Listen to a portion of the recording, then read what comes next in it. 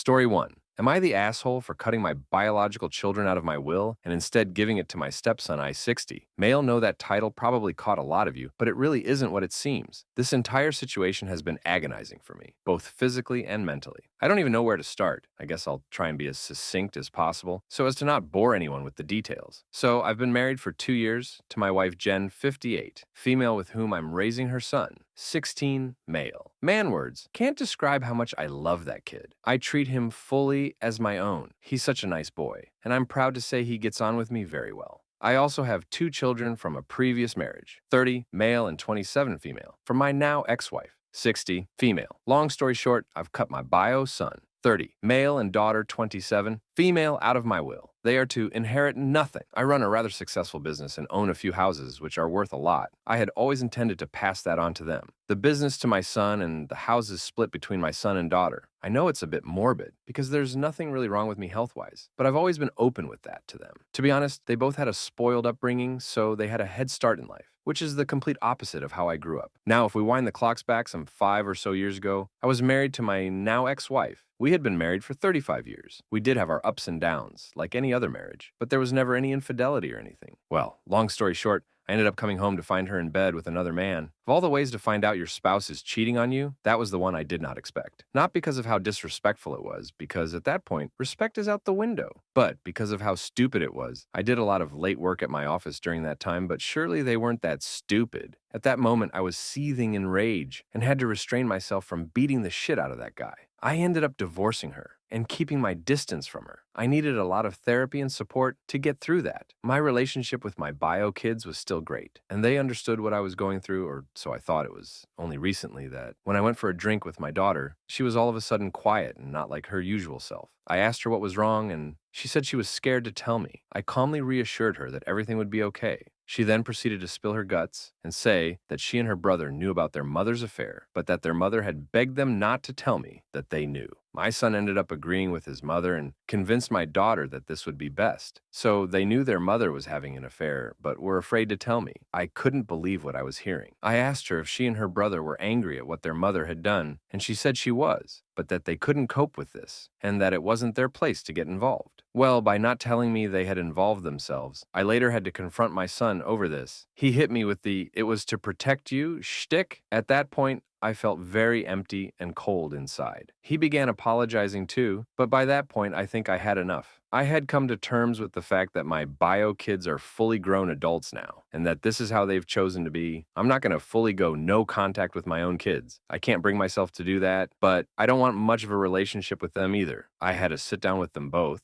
and informed them that I'd cut them out of my will and that stepson would be inheriting much of what they were going to get. This led them to have outbursts, of which I myself didn't even experience when I caught their mother cheating. They accused me of being heartless and cruel, and how can I love my stepson more than them when he's not even really my kid? I told them both he's more of my own than either of you, and left. My stepson is very bright, and I'm sure he could one day take over my business. He could pick any of the houses I own to raise his family with too, and do what he wants with the rest of the properties. My ex has been sending me messages, calling me heartless too. I have to admit I have thought about whether I went too far on this. Am I the asshole? Story 2. Am I the asshole for telling my mother that it's her own fault? She'll never get biological children. I'm in my early 30s. I got my first period when I was 9 years old, and they've always been gruesome. More blood than anyone could ever imagine. Cramping so bad that I had to miss school and couldn't eat or drink or do anything because the pain was so bad. In my mother's eyes, I was a faker, making things up for attention or to get out of tests. She refused to take me to see doctors or anything. I wasn't even allowed pain meds. Well, when I moved in with my then boyfriend at 27, he convinced me to go see a doctor because that wasn't healthy, and I did. I later got diagnosed with a rare reproductive issue vague for privacy that essentially could have been fixed if caught earlier, but it wasn't. The issue had gone on for long enough that the damage was pretty almost irreparable. In the end, I was basically given the choice of surgery A, which would leave me infertile with less complications and a lower fatality rate, or surgery B, which would leave me fertile but with a higher risk of complications death. Due to the severity of my issue, I chose surgery A, I can no longer have biological children. My then boyfriend and I are now married, and we're looking into other options to have a child. We're heavily leaning towards adoption, and I confided in my mother about this big mistake. She started scolding me and basically told me that I had to have biological children. She told me if I didn't have biological kids, then I was a failure of a woman, and how dare you let the bloodline die, or something like that. She told me that if we adopted, then she would do everything in her power to make me and my husband look like terrible people, so it fails. And the icing on the cake, she told me that I should just reverse the surgery. I can't do that. It's physically impossible. It's not like getting my tubes tied. I literally no longer have a uterus or ovaries or any of it. There is no way to reverse this surgery. I went off on her. I explained that, and I explained that if she were a competent parent who actually did her job, then I wouldn't be infertile. I explained that if she had taken me to see doctors sooner, I wouldn't have to consider adoption. I called her a terrible mom and a terrible person, and I told her that if I ever do adopt a child, she would never get to meet them. She went silent and then hung up. Hasn't said a word to me since. But now every woman in my family is calling me a useless bitch and a horrible daughter. Even family I haven't seen since I was a baby. Now I'm wondering if I went too far or something. Reddit. Am I the asshole? Edit. Something several people have brought up now is, how come I didn't go to the doctor before I was 27? For 9 years, my mom told me that I was overreacting and that I was a faker and that what I was going through was normal. I was just overreacting. That kind of conditioning is really hard to get over. And for a long, long time, my mom was the only woman in my life who was actually aware of periods and things. Sure, if I'd gone earlier, my condition likely wouldn't have been as bad, but I still would have suffered. Honest to God, I had no one in my life to tell me that my symptoms were absolutely not normal. Until I moved in with my husband, he witnessed firsthand what one of my periods looked like and told me that if I didn't go to see a doctor, he'd drag me to one by my belt loops. My point is, I never went to see a doctor before I was 27 because I was brainwashed into thinking I was overdramatic.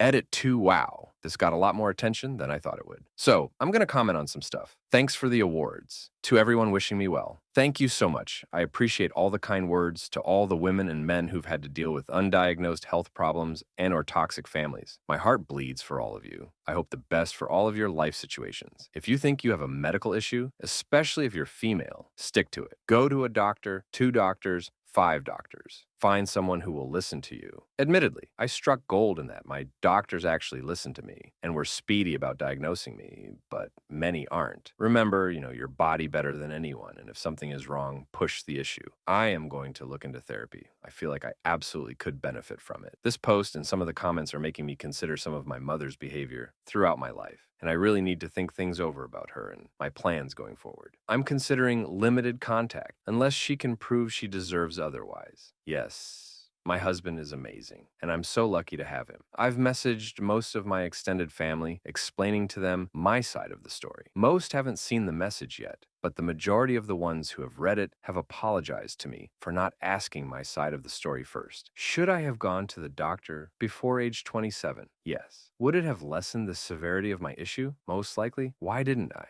Because my mother gaslit me. I fully accept that I should have gone, but I didn't because of her actions. In my teenage years, I consider her at least half to blame in this aspect. Do I think I'm an asshole? Now, no. When I wrote this and before, of course I did. Half my family was bullying me, sue me.